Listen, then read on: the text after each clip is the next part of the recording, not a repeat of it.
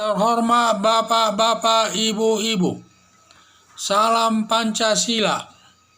Bapak-bapak, ibu-ibu yang melihat video saya ini, tolong jangan lupa subscribe, like, dan di-share. Sifatnya gratis.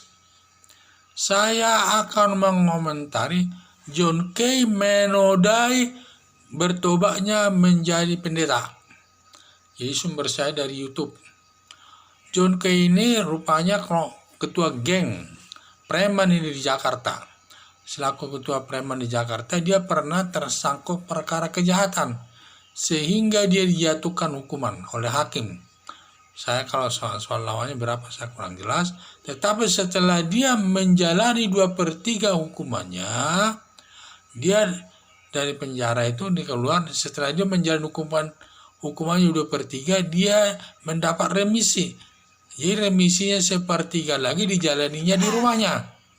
Setelah dia di rumahnya, kembali ke rumahnya, dia langsung bertobat, masuk bertobat, diangkat menjadi pendeta di gereja Harismatik. Jadi dia selama di sana sudah bertobat, dia sudah menjadi pendeta, dan dia katanya sudah sering khotbah, memberikan khotbah. Hanya saja setelah menjalani daripada remisi itu, dia belum sampai 1 tahun, dia melakukan kejahatan lagi dalam bentuk melakukan penyerangan kepada kelompok Nuskay lawannya. Nuskay ini sebenarnya hubungannya dengan John Kay bersaudara, tetapi mereka punya perselisihan kan di kampung, masalah tanah di kampung di Ambon. Jadi hal itu masih terbawa terus sampai ke Jakarta ini. Akhirnya saya lihat hanya John Kay ini dia sudah, setelah dia menjalani 2/3 lagi di rumah hukumannya itu, jadi ternyata dia belum cerah juga, belum bertobat juga kelihatannya. Belum ada 1 tahun, kelompoknya sampai 3 kali katanya mereka dengan kelompok gengnya itu 3 kali rapat untuk menyerang Nuskay. Ternyata yang mati korban adalah pihak Nuskay, anak buahnya, bukan Nuskaynya yang dibunuh. Salah sasaran jadinya kan. Akhirnya saya lihat, jadi di sini John Kay dan teman-temannya turut melakukan perbuatan kejahatan itu, pembunuhan itu. Ada pelaku lapangan yang melakukan pembunuhan secara langsung, sedangkan di sini John Kay sebagai penyuruh, penggerak masalah tersebut. Berarti dia turut serta dalam masalah. Setelah dia terbukti sebagai turut serta, maka lembaga pemasyarakatan memasukkan dia lagi ke penjara untuk menjalani yang 1/3 lagi. Di samping hukumannya nanti yang 1/3 lagi akan dijatuhkan hakim dan nanti akan dijumlahkan semuanya itu. Yang saya sayangkan, John Kay ini sudah selesai sudah mendapat remisi, menjalani hukuman 1/3 di rumahnya. Pada saat dia ke gereja, dia sudah bertobat dan sudah diangkat menjadi pendeta. Yang saya sayangkan di sini, agama itu dibuatnya sebagai permainan. Padahal kalau dia sudah bertobat, dia harus menjalankan ajaran Alkitab itu, harus menjalani firman Tuhan itu. Di dalam agama Kristen ada firman Tuhan. Kalau pipimu dipukul, berikan dipukul pipi kiri, dikasih pipi kanan.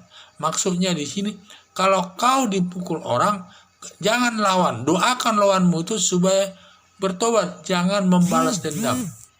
Sehingga seharusnya anak John Kay sudah bertobat, semua masa lalu itu harus dihilangkan, tidak boleh dibawa-bawa lagi. Apalagi perselisihan dengan Nuskay itu masih ada hubungan saudara, permasalahannya masalah tanah di Ambon sana, itu sebenarnya tidak boleh dibawa-bawa lagi karena dia sudah bertobat. Dan semua perbuatan balas dendam, sakit hati selama dia di Jakarta itu tidak boleh lagi dibawa-bawanya itu. Ini sama saja menodai agama Kristen. Katanya dia bertobat, sudah diangkat agama menjadi pendeta, malah dia tidak menjalani ajaran agama itu. Ini sama juga, ini menodai agama Kristen yang dianutnya. Jadi dia belum kuat hatinya itu bertobat itu, hanya di mulut saja. Tetapi dalam perilakunya dia belum bertobat, masih tetap sebagai preman besar di Jakarta itu. Sehingga ya kalau nanti mungkin dia selesai menjalani hukuman sepertiga, ditambah lagi nanti hukuman pembunuhan itu, ya mungkin dia akan lama lagi di penjara. Bisa lagi tetap beberapa tahun lagi di dalam penjara tersebut. Yaitu yang saya, jadi apa yang kata-katanya dia sudah bertobat tidak bisa diterima, dan dia katanya sudah bertobat tetapi tidak bisa menjalani firman Tuhan itu. Karena kalau orang sudah bertobat, dia sudah menjalani semua firman Tuhan itu. Semua kata, kalau pipimu dipukul, kasih pipi kanan. Kalau kau dipukul orang, jangan kau membalas. Doakan supaya dia baik. Jadi tidak boleh balas dendam. Ini masalah-masalah lama pun masih tetap berngiang-ngiang di hatinya. Dan lain sebagainya. Akhirnya diwujudkannya lah mereka, terjadilah pembunuhan kepada anak buah John Noske itu. Sehingga dia berurusan dengan kepolisian sekarang. Dan ini sama juga lah pertobatan daripada John Kay ini menjadi pendeta, itu menodai agama Kristen sendiri. Sekian dan terima kasih.